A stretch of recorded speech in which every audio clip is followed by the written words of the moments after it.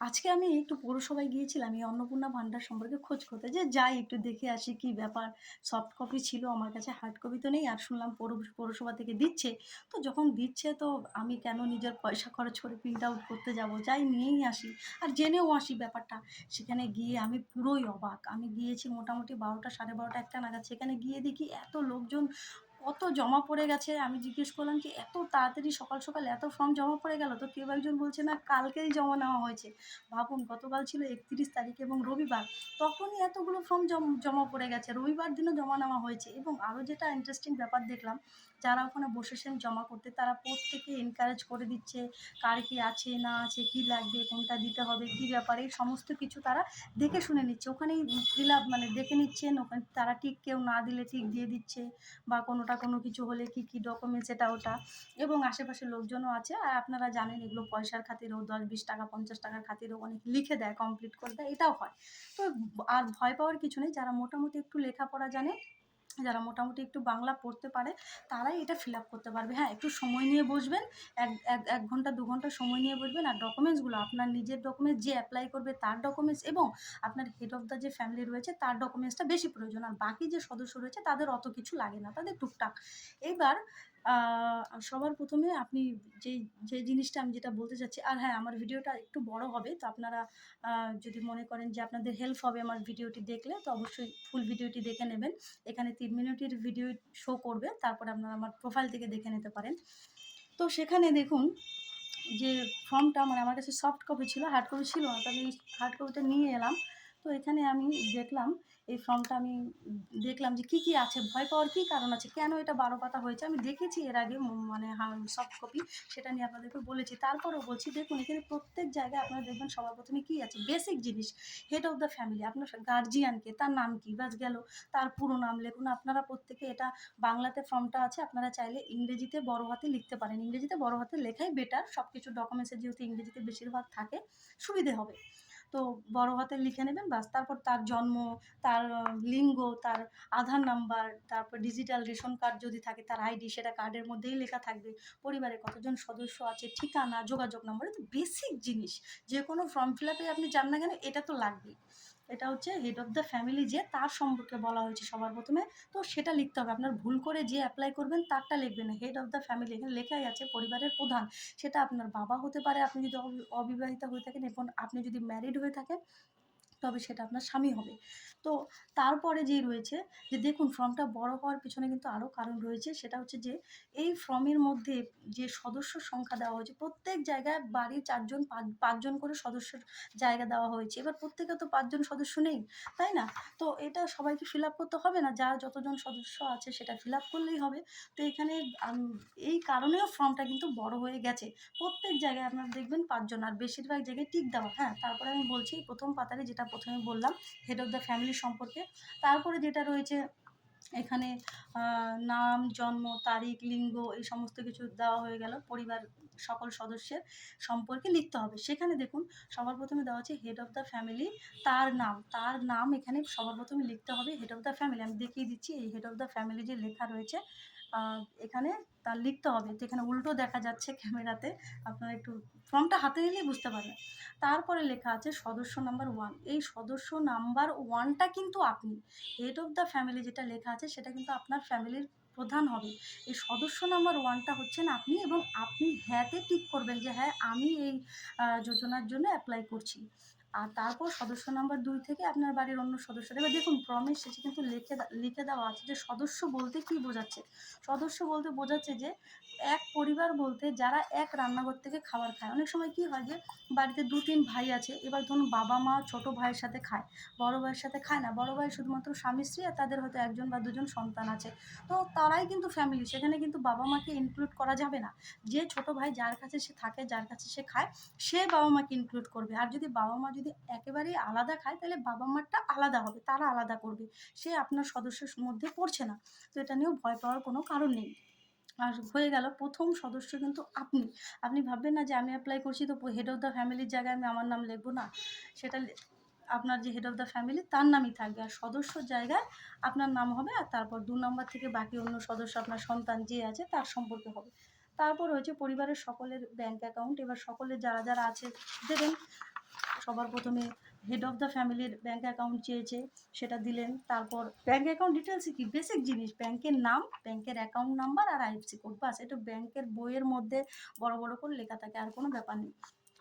আর এটাও ৫ জন সদস্য পর্যন্ত জায়গা দেওয়া হয়েছে, সে কারণে ফর্মটা বড় হয়ে গেছে। আগেরটাও ৫ জন সদস্য পর্যন্ত, এটাও ৫ জন সদস্য পর্যন্ত, কিন্তু আপনার তো দরকার নেই। হেড অফ দ্য ফ্যামিলি দিলেন, আপনার একজন আপনারটা দিলেন, আর হয়তো আর ১ জন ২ জন বাচ্চা থাকলে তো তাদের ব্যাঙ্ক অ্যাকাউন্ট নাও থাকতে পারে, তাদেরটা না দিলেও হবে, এটা আমি বলছি না দিলেও হবে, যদি থেকেও থাকে না দিলেও হবে। তো গেল। এই সমস্ত কিছু এত কিছু খুঁটিয়ে দেখবে না যে মেন যে জিনিসগুলো সেগুলোই দেখা হয়। আমি যতটা দেখলাম, আমি ওখানে অনেকক্ষণ দাঁড়িয়ে থেকে দেখলাম যে কী চেক করছে, কী দেখছে। তো এই জায়গা থেকে এটাই বুঝলাম। তারপর আরও একটা এরপর আসলো সকলের ভোটের তালিকায় অংশগ্রহণ। আপনারা জানেন হেড অফ দ্য ফ্যামিলির আছে, আপনার সদস্য আপনি আপনার থাকবে। এবার যদি অন্য সদস্য থাকে দেবেন, যদি না থাকে দেবেন না। এখানেও ৫টি জায়গা, তাহলে বলুন ফর্মটা বড় হবে না কেন? প্রত্যেক জায়গায় ৫টি করে জায়গা। তারপর বিভাগ, আপনি কি আনরিজার্ভ নাকি ইডাব্লিউএস নাকি তপশিলি জাতি, এসসি এসটি ওবিসি, খালি টিক মার্ক দেওয়া, আর এখানে কোনো কাজই নেই। আর যদি আপনি কোনো তপশিলি জাতি মানে এসসি এসটি ইবিএস এর মধ্যে কিছু হয়ে থাকেন, সেটাতে টিক মার্ক দিবে এবং আপনার কাস্টের সার্টিফিকেটের জেরক্সটা দেবেন, বাস। আপনার কাস্ট সার্টিফিকেট জেরক্সটা লাগবে। আর আপনি যদি আনরিজার্ভ হয়ে থাকেন আমার মতো, তো আর কোনো কিচ্ছু লাগবে না, একদম অসংরক্ষিত টিক মার্ক দিয়ে দিলে ঝামেলা শেষ। তারপর আসে রেশন কার্ড। আপনার কি ডিজিটাল রেশন কার্ড আছে, হ্যাঁ কি না, বাস হয়ে গেল, কথা শেষ। তারপরে কি ধরনের কার্ডের মধ্যেই লেখা আছে আপনার কার্ডের কি ধরন, এই যে AAY SP এইচ, তারপরে RKSY2 PHH, এই সমস্ত কিছু অনেক কিছু আছে। আর যার নেই, যে ভুক্তিহীন, সে নেই করবেন। তারপরে পরিবারের রেশন দোকান থেকে আপনি রেশন তোলেন কি না, হ্যাঁ কি না, বাস। হ্যাঁতে তুললে হ্যাঁ করবেন, না তুললে না করবেন। তারপর সম্পদ, এই জায়গাটা নিয়ে অনেকে ভাবনায় পড়ে যায় যে বাড়ির ধরন, আপনার বাড়িতে কি ৩ বা তার বেশি পাকা ঘর আছে, এটাও গেল। এবার এটাও ঠিক আছে, থাকলে হ্যাঁ করবেন, না থাকলে না করবেন। পারিবারিক জমির মালিকানা, আপনার কি পারিবারিক জমির মালিকানা আছে, আপনি কি মানে মালিক, আপনার নামে কোনো জমি আছে, পারিবারিক সত্ত্বে আছে, যদি থাকে হ্যাঁ করবেন, যদি না থাকে না করবেন। তারপরে যেটা আছে সেটা হচ্ছে যে পরিবারের সদস্যদের মোট জমির পরিমাণ শতকে, এই জায়গাটা নিয়ে অনেকে থাকে মানে ভয় থাকে। দেখুন, যদি আপনার জমি থাকে তবে আপনি যতটা আছে দেবেন। যদি মনে করেন যে না আমার জমি নেই, পারিবারিক জমি বা ভাগাভাগি হয়নি, তো সেখানে আপনি একটা কিছু বসিয়ে দিতে পারেন। একটা কিছু মানে একটা মিনিমাম আপনার যেটা মনে হয় যে ভাগ হলে পরে আমি এটুকু পেতে পারি। ধরুন মোটামুটি ১.৫ কাঠা ২ কাঠা এরকম আপনি লিখতে পারেন সেখানে, তাই নাকি? তো এটা নিয়েও অত ভয় পাওয়ার কিছু নেই। যেহেতু ভাগাভাগি হয়নি, তো আপনার ভাগে কতটা পড়বে যেটা গোটা ফ্যামিলিতে আছে। আর যদি একদম আলাদাভাবে আপনার থেকে থাকে তো সেটাই লিখবেন, তাই নয় কি? আর তারপর যানবাহন আছে কি না, হ্যাঁ বা না, নেই। যদি ৪ চাকা থাকে তবে লিখবেন। গাড়ির নাম্বার চেয়েছে দিয়ে দেবেন, রেজিস্ট্রেশন নাম্বার আর গাড়ির নাম্বার যেটা চেয়েছে দেবেন। তারপরে সদস্যদের স্বাস্থ্য বীমা আছে কি না, যদি থাকে দেবেন, যদি না থাকে না দেবেন। সরকারি এটা ওটা, অনেকের স্বাস্থ্যসাথীর কার্ড আছে, অনেকের নেই। আমার যেমন নেই স্বাস্থ্যসাথীর কার্ড। আমার হয়েছিল, আমি সেটাকে তুলিনি, আনিনি, যে ওটা দিয়ে সেভাবে চিকিৎসা পাওয়াও যায় না। আমার পরিবারের অন্য সদস্যের ছিল, আমি সেটা দিয়ে ট্রাই করে দেখেছি। সত্যি তেমন কোনো কাজে লাগেনি। ভালো নার্সিং হোমে নেয় না। আর সেটার বাবদ যে টাকা পাওয়া যায় পার ডে ৩০০ নাকি ৭০০ টাকা করে চিকিৎসার সময়, তো সেটা দিয়ে ভালো চিকিৎসা হয় না। তো আমার যেটা ব্যক্তিগতভাবে, যেখানে আমার হাজব্যান্ডের নাম ছিল এমন কার্ড, সেটা আমি আর করিনি। এবার করব আয়ুষ্মান ভারত হলে। তারপর এখানেও ওই একই ব্যাপার, স্বাস্থ্য বিমার ক্ষেত্রেও প্রত্যেকের আবার ৫ জন সদস্য নাম। এই কারণে ফর্মটা এত বড় হয়েছে। ভয় পাওয়ার কোনো কারণ নেই, বাকিগুলো করার দরকারই নেই। থাকলে থাকবে, না থাকলে নেই, হ্যাঁ বা না করে শেষ। তারপরে পেশা, আয়কর পেশা দেন কি না, হ্যাঁ বা না। আবার প্যান কার্ড নাম্বার যদি থাকে, দেখুন এখানে কিন্তু বাধ্যকতাভাবে বলেনি যে দিতেই হবে। যদি আপনার প্যান কার্ড নাম্বার থাকে, যে নাকি বাড়ির প্রধান সদস্য গার্জিয়ান, তার দেবেন, যদি না থাকে দেবেন না। আপনার যদি থাকে দেবেন, যদি না থাকে দেবেন না। বিশেষ করে টাকা পয়সার ক্ষেত্রে আমি যেটা মনে করি, প্যান কার্ড নম্বর থাকলে দিয়ে দেওয়া ভালো, সঠিকভাবে অ্যাকাউন্টে ঢোকে। তো বাকি অন্য সদস্যের যদি আপনি মনে করেন আছে, দিলে ইচ্ছে, না দিলে নেই, এরকমই একটা ব্যাপার। তো ভয় পাওয়ার ব্যাপার নেই। তারপর হচ্ছে কর্মসংস্থানের ধরন। এখানেও কিন্তু ৫ জনের সদস্যর কত বড়, মানে একটা ১.৫ পাতায়, দেখুন ১.৫ পাতা, পুরোপুরি ১.৫ পাতায় শুধুমাত্র কর্মসংস্থানের ধরনেই আছে। শুধু টিক দেওয়া, আর কিচ্ছু নেই। কর্মসংস্থানে কী ধরন, সরকারি, এটাও সরকারি বেসরকারি, কী কাজ করে বা কোনো কিছু না, বা বেকার, আপনার পরিবারের কী সদস্য, বা পরিযায়ী শ্রমিক নাকি কারিগর শিল্পী, যা শুধু টিক দিয়ে দেওয়া, আর কোনো কিচ্ছু চাই না। তারপর সদস্য সংখ্যা 1, মানে যেটা আপনি অ্যাপ্লাই করেছেন, আপনি কি বেকার? বেকার দিয়ে দিলেন, ব্যাস হয়ে গেল। আর বাকি সদস্যদের আপনার ইচ্ছা হয় যদি দেবেন, যদি ইচ্ছা না হয় দেবেন না। আর মানে অতটা দরকার নেই, আমার যেটা মনে হয়। যদি সদস্য সংখ্যা দিয়ে থাকেন প্রথমে, যে সদস্য কেউ আছে, তাহলে দেবেন। আর সন্তানদের তো দেওয়ার দরকার নেই, ওরা তো আর কোনো কর্ম করে না, যদি বাচ্চা থাকে, তাই না? সেটা তো দিতে হবে না। আর তারপরে যে আসে শিক্ষিত, সেটাও দেবেন। আপনার হেড অফ দ্য ফ্যামিলি কতটা শিক্ষিত না অশিক্ষিত, কী যোগ্যতা, মাধ্যমিক পাস নাকি এমপি, না হাই সেকেন্ডারি পাস, নাকি মানে কলেজ, মানে গ্র্যাজুয়েট, নাকি এমএ বিএড, কী আছে যোগ্যতা, সেটা পাশে লিখে দেবেন।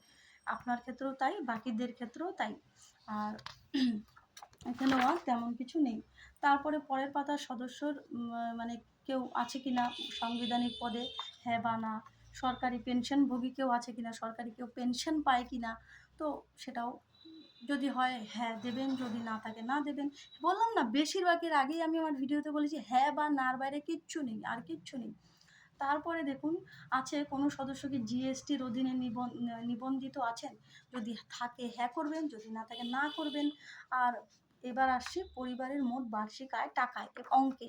এবার এই জায়গাটায় দেখুন, অনেকেই জানে, যে যারা অনেক ব্যবসা বাণিজ্য করে প্রচুর টাকা এটা ওঠা, এখানে কি লেখে সেটা আমরাও জানি, অনেকেই দিয়ে থাকে। এখানে দিয়েছে বার্ষিক। বার্ষিক যদি আপনি 1,20,000 টাকা দিয়ে থাকেন, তাহলে বছরে মানে মাসে আপনার 10,000 টাকা করে ইনকাম। কিন্তু আমরা এটা জানি, অনেকে 10,000-এর বেশি ইনকাম করে, কিন্তু এই নর্মালি এটাই দিয়ে থাকে, তাই না? তো নর্মালি এরকম একটা কিছু অ্যামাউন্ট দিয়ে দেবেন, বা এর কমও দিতে পারেন যদি আপনার কাজ অনুযায়ী। আর যারা সত্যি সত্যি আরও কম, সেটাও দিতে পারেন। কিন্তু যারা নাকি মানে চাকরি করেন আর কি, তো তাদের ক্ষেত্রে তো এইভাবে দেওয়া যায় না, তাদের স্যালারিটা জানা যায়, তো তারা সেভাবেই দেবেন, যে যেটা আপনার স্যালারি বা যেটা আপনার ইনকাম। তো একটা বুঝে শুনে দেবেন আপনার, এর আর কি বলবো। তারপরে সিএ, এই যে দেখুন সিএ আবেদনের বর্তমান অবস্থা। আগেই বলেছি যে সিএ এইসব সম্পর্ক ফর্মে আছে, তাই ফর্মটা বড় হয়েছে। এটা আপনার অ্যাপ্লাই করার দরকার নেই যদি আপনি এখানে না হয়ে থাকেন। আর যদি এখানে শুধু টিক দিয়ে দেবেন প্রযোজ্য নয়, বাস হয়ে গেল। আপনার এখানে কোনো কাজ নেই, প্রযোজ্য নয় করে দিলেন। হেড অফ দ্য ফ্যামিলির ক্ষেত্রেও, আপনার ক্ষেত্রেও সদস্য 1-এও প্রযোজ্য নয় করে দিলেন। যদি সদস্য 2 এর সম্পর্কে লিখে থাকেন আগে, তাহলে ওখানেও প্রযোজ্য নয় করে দিলেন। আর যদি সত্যি আপনি সিএ এর অবস্থায় থাকেন, তাহলে দেবেন যে হ্যাঁ আবেদন করা হয়েছে, এখনও হয়নি, আবেদন নাম্বারটা দিয়ে দিবেন। বা ইস্যু হয়েছে, সেই সার্টিফিকেটের নাম্বারটা দিয়ে দেবেন। যদি ইস্যু হয়ে থাকে, আপনি সিএ এর আন্ডারে আপনার কাজ হয়ে থাকে, তাহলে সেই নাম্বারটা দেবেন। আর যদি মাত্র আবেদন করেছেন সিএ এর জন্য, সেটা করে থাকবেন। আর যদি আপনার সিএ এর সাথে দূর দূর পর্যন্ত কোনো সম্পর্ক না থাকে, তাহলে প্রযোজ্য নয় দিয়ে কেটে পড়ুন এখান থেকে। তারপরও পরের ক্ষেত্রেও তাই। তারপরে শেষে যে অন্যান্য কিষাণ কার্ড, ক্রেডিট কার্ড, এই বিভিন্ন কার্ড টার্ড, এগুলো সরকারের তরফ থেকে দেওয়া হয়েছিল, মানে কেন্দ্র সরকারে। তো সেগুলো আপনার আছে কি না, সেই কার্ডগুলো আপনার আছে কি না, যদি কোনোটা থাকে সেটা উল্লেখ করবেন, দেবেন। আমার মনে হয় বেশিরভাগ মানুষের এটা নেই, থাকলেও কিছু অল্প সংখ্যক মানুষের আছে। তো থাকলে দেবেন, যদি না থাকে না দেবেন। এখানেও 5 জন সদস্য, মানে 5 জন সদস্য পর্যন্ত জায়গা দিয়েছে। আপনারা ফর্মটা হাতে নিলেই বুঝতে পারবেন যে ফিল আপ করার জায়গা কতটুকু। মেরে কেটে 1-2টা গোটা ফর্মের মতো জায়গা আপনাদেরকে ফিল আপ করবে, মাত্র 2টো পৃষ্ঠা ফিল আপ করতে হবে। কিন্তু এই গোটা 12, মানে এত জায়গা দিয়েছে সব সদস্যদের জন্য, যার জন্য ফর্মটা বড় হয়ে গেছে। তারপরে যদি এসআইয়ের, যেটাও বলেছিলাম যে এসআইয়ের ব্যাপারটাও এখানে থাকবে, ট্রাইব্যুনাল বিচারাধীন কি না, আপনার হয়ে গেছে কি না, এখানেও আপনি প্রযোজ্য নয় করে দিতে পারেন। আর যদি এর মধ্যে থাকেন আপনি এসআইয়ের মধ্যে, তাহলে আপনি না করবেন, বা যদি হ্যাঁ হয় তবে তার বিবরণ দেবেন। এখানেও 5 জন সদস্য পর্যন্ত জায়গা দেওয়া আছে। তারপর সামাজিক মর্যাদা এবং নির্ভরশীল ব্যক্তিগণ। এবার এখানে আপনার ওপর কারা নির্ভরশীল হয়ে আছে, মানে আপনার শিশু পরিবার সম্পর্কে সদস্য নাম্বার দিয়ে দিলেন, তা আপনার শিশুর সম্পর্কে দিয়ে দিলেন, শিশুর নাম দিলেন। শিশু যদি স্কুলে পড়ে, তাহলে দিয়ে দিলেন স্কুলের নাম। আর যদি কোন ধরনের স্কুলে পড়ে, সরকারি না বেসরকারি, না মাদ্রাসা, না অন্যান্য যা কিছু, শুধু টিক করে দিলেন, ব্যাস হয়ে গেল। আর তারপর হচ্ছে যদি একজনের জায়গায় 2 জন শিশু, ওই প্রসেস একই, ঠিক আছে। 1 নং যদি আপনি করতে পারেন, 2 নংও করতে পারবেন, 2 জনের। আপনার যদি নিজেরটা আপনি কী কী লাগবে ভরতে পারেন, আপনি আপনার অন্য সদস্য, বাবা মা বা ভাই বোন যেই থাকুক না কেন, তার সম্পর্কেও লিখতে পারবেন। আপনার সন্তানেরটাও সন্তানের বেশি কিছু নেই, ছোট হলে বেশি সমস্যা নেই, তেমন কিছু ডিটেলস দেওয়ার নেই। তারপর আসি, তারপর এখানে হচ্ছে শিশুদের এখানেও ৫ জনের পর্যন্ত জায়গা দেওয়া হয়েছে। কি আর বলব? তবে শিশুদের টিকাকরণের বর্তমান অবস্থা। আমরা সকলেই জানি বাচ্চারা জন্মাবার পর থেকেই তাদেরকে নিয়মিত মাসিক, তারপর আস্তে, আস্তে ১.৫ বছর, তারপর গিয়ে ২.৫ বছর, মানে ৫ বছরে গিয়ে টিকা দিতে হয়। তো তারপর পরবর্তীতে আরও দেওয়া হয়। ১০ বছরে দেওয়া হয়, ১৬ বছরে দেওয়া হয়। তো আপনারা এটা দিয়েছেন কিনা? যদি দিয়ে থাকেন লিখবেন হ্যাঁ, টিকা শুরু হয়েছে বা সম্পূর্ণ হয়েছে, যে টিক করে দিলেন। আর যদি না হয় তাহলে না করে দিলেন। আর যদি টিকাটা দিয়ে থাকেন আপনি, আপনার কাছে নিশ্চয়ই বাচ্চা যদি আপনার ছোট থাকে, আপনি যদি টিকা প্রসেসের মধ্যে এই মুহূর্তে চলছেন, তবে আপনার কাছে সেই পোলিও যে কার্ডটা আছে সেটাও থাকবে। তো সেটার যে মানে ফার্স্ট যে পেজটা, মানে যেদিন থেকে ইস্যু হয়েছে টিকাকরণ, সেই পেজটাকে জেরক্সটা এখানে ডকুমেন্টস হিসেবে দেবেন। সেই পেজটা দেবেন। আর জমির যে ব্যাপারটা বললাম, জমির যে খতিয়ানের যে পেজটা আছে সেটা দেবেন জমির সম্পর্কে, এবং আপনার এই Aadhaar card, voter card, ration card, এগুলোই ডকুমেন্টস। সেখানে সেলফ অ্যাটেস্টেড, মানে নিজে সিগনেচার করে দেবেন। আপনারটাতে আপনি করবেন, আপনার যে গার্জিয়ান, যেটা বাবা হোক বা স্বামী হোক, তারটাতে সে করবে। আর আপনারটাতে আপনি করবেন। আর আপনার যদি শিশু থাকে যে বড় নয়, ছোট বাচ্চা, তার যে ডকুমেন্টস দিচ্ছেন, মানে তার কি থাকবে আর ডকুমেন্টস? অনেকের আধার কার্ড হয়েছে ইস্যু, তাছাড়া আর কিছু না। আর ওই পোলিও কার্ডটা, তাছাড়া আর কি থাকবে? না, রেশন কার্ড থাকতে পারে। তো সেগুলো তো আপনি মানে যিনি অ্যাপ্লাই করেছেন সে সিগনেচার করে দেবেন, তবেই হবে। তারপরে হচ্ছে, আপনি কোনো সরকারি প্রকল্পের সুবিধা ডিবিটি এর মাধ্যমে পাচ্ছেন কি না? যদি আপনি পেয়ে থাকেন, হ্যাঁ করবেন। তারপর সেই আপনার পেয়ে থাকেন, হ্যাঁ করবেন। প্রকল্পের নাম, এটা অবশ্যই হ্যাঁ করবেন। বিশেষ করে আপনি যদি লক্ষ্মীর ভাণ্ডার পেয়ে থাকেন, তাহলে প্রকল্পের নাম এখানে লিখে দিবেন, লক্ষ্মীর ভাণ্ডার, হ্যাঁ। আর লক্ষ্মীর ভাণ্ডার লিখবেন, তারপর লিখবেন প্রত্যাহার করতে চান। পাশে লেখা আছে বক্সের মধ্যে, প্রত্যাহার করতে চান, এই তো প্রত্যাহার করতে চান। হ্যাঁ, তো আপনি এখানে হ্যাঁ করবেন, মানে আমি লক্ষ্মীর ভাণ্ডার প্রত্যাহার করে অন্নপূর্ণার ভাণ্ডার নিতে চাই, ওটা আপনাকে লিখতে হবে। তাহলে আপনি যে অ্যাকাউন্টে ডিবিটি লিঙ্ক করা আছে, যেখানে লক্ষ্মীর ভাণ্ডার ঢুকতো, সেটাকে ক্যান্সেল করে অন্নপূর্ণা ভাণ্ডার ঢুকবে। তো আপনাকে এটা লিখতে হবে। পরিবারে যদি অন্য কোনো সদস্য থেকে থাকে তার সম্পর্কে, এখানেও দেখুন কতগুলো বক্স দিয়ে জায়গা, এখানে শুধুমাত্র এতগুলো, এক গোটা পৃষ্ঠাটা এই বক্সের মধ্যে শুধুমাত্র আপনাকে একটা জায়গায় লিখতে হবে লক্ষ্মীর ভাণ্ডার। কারণ আমি একটা প্রকল্পই আপনি পান, সেটা সম্ভব। আর তো কিছু পান না, বেশিরভাগ মানুষই পায় না, সবাই বেশিরভাগ লোকই একটাই, এই লক্ষ্মীর ভাণ্ডারটাই। তো সেই লক্ষ্মীর ভাণ্ডারটাই লিখবেন। আর বাকি গোটা পৃষ্ঠা ফাঁকা, এগুলো আপনার কোনো ফিল আপ করা নেই। যদি আপনার পরিবারের কোনো সদস্য পেয়ে থাকে, তাহলে হয়তো তার ফিল আপ করতে হতে পারে। বাস, শেষ, কমপ্লিট, ভাবুন। আর কিচ্ছু নেই। তারপরে শেষে আছে যে আপনাকে ঘোষণা ও সম্মতি, যে আপনি এই যা দিয়েছেন, ঘোষণা করেছেন, সেগুলো বিশ্বাস অনুযায়ী আপনি কি সম্মত? এই ফর্মটি যাচাইযোগ্য, আপনি কি সম্মত? বা সম্মততে টিক দিয়ে দেবেন, বাস হয়ে গেল। আপনার ফর্ম ফিল আপ করা কমপ্লিট। মাত্র আধা ঘন্টাও লাগবে না। সব ডকুমেন্টস নিয়ে বসবেন, আধ ঘন্টার মতো লাগবে, ফিল আপ করে নেবেন। তারপর যে যা ডকুমেন্টস আপনার গার্জিয়ানের, আপনার Aadhaar card, voter card, ration card, আপনার Aadhaar card, voter card, ration card, কোনো সদস্যর যদি নাম দিয়ে থাকেন তার Aadhaar card, ration card, voter card, এবং এক্সট্রা যেটা হচ্ছে ব্যাঙ্ক অ্যাকাউন্টের ফার্স্ট পেজটা প্রত্যেকেরই, আপনার গার্জিয়ানের, আপনার, আর যে সদস্য যদি নাম দিয়ে থাকেন। আর বাচ্চার যদি নাম দিয়ে থাকেন, বাচ্চার যা আছে, যদি পোলিও কার্ডটা থাকে পোলিও কার্ডটা দেবেন, আধার কার্ড যদি হয়ে থাকে আধার কার্ডটা দেবেন, যদি মানে আর কিছু থাকে, রেশন কার্ড থাকে দেবেন, যদি না থাকে নেই, কোনো ওইরকম জিনিস নেই যে দিতেই হবে, না থাকে নেই, যেটা আছে সেটা দেবেন। আর হচ্ছে জমির যেটা আছে, যে যদি ফ্যামিলিয়ান জমি হয়ে থাকে, যা আছে সেটা পেজটা জেরক্স করে দিয়ে দিবেন, প্রথম পেজটা। আর যদি ফ্যামিলির না থাকে, আপনার নিজের নামে থাকে, তাও দিয়ে দিবেন। এত কিছু চেক করবেই না, আমি বলছি। আর তারপরে শেষে দেখুন, এটা অনেকে ভুল করছে, যে এখানে যে লেখা আছে একদম শেষ পাতাটায়, বিভাগ ক্ষেত্র, সত্য এবং প্রযোজ্য ক্ষেত্রে আমি সকল সহায়ক নথি প্রদান করেছি এবং ওপরে উল্লেখিত কোনো মানদণ্ড বাদ দিইনি। এখানে যে লেখা হয়েছে, আমি অবগত যে আমার প্রদত্ত কোনো তথ্য মিথ্যা প্রমাণিত হলে আমার সামাজিক সুরক্ষা সংক্রান্ত সুবিধাসমূহ বন্ধ হয়ে যেতে পারে। এই যে কথাটি লেখা আছে, এর পাশে যে স্বাক্ষরটি লেখা আছে, এটা কিন্তু আপনার হবে, মানে যে অ্যাপ্লাই করেছেন তাকে স্বাক্ষর করতে হবে। আজকে আমি অনেক পৌরসভায় গিয়ে দেখে আসলাম, অনেকেই এটা ভুল করেছে। তারা কি করেছে, যে guardian, head of the family, তার সিগনেচার নিয়েছে, এখানে তার সিগনেচার হবে না।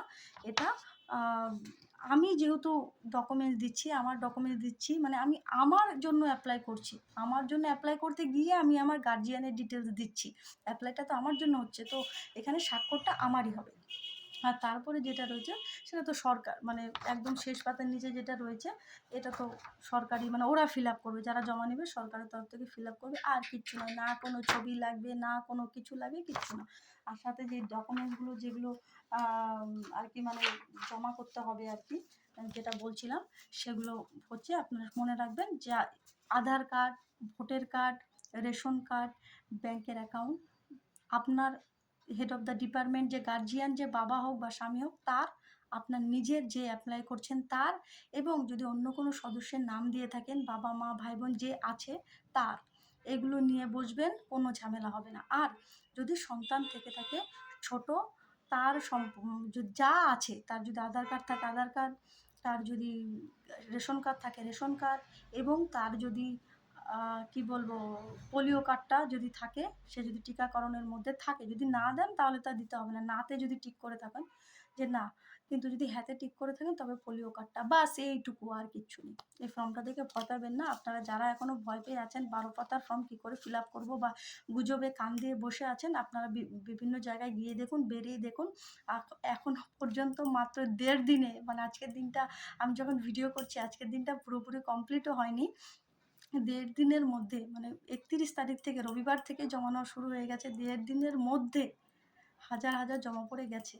ঠিক আছে, যেহেতু এখনও অনলাইনে এখনও শুরু হয়নি, অনলাইনের সাইট এখনও খোলেনি, তো জমা পড়ে গেছে। তো যাদেরটা এটা জমা পড়বে আশা করি এ মাস থেকে বা এ মাস থেকেই হয়তো এগুলো কার্যকর হয়ে যেতে পারে। লক্ষ্মীর ভাণ্ডারের যা ক্যান্সেল করে অন্নপূর্ণা ভাণ্ডারটা কার্যকর হয়ে যেতে পারে। সবারই হবে, 3 মাস সময় আছে, কোনো ভয় পাওয়ার কারণ নেই, আস্তে ধীরে করুন।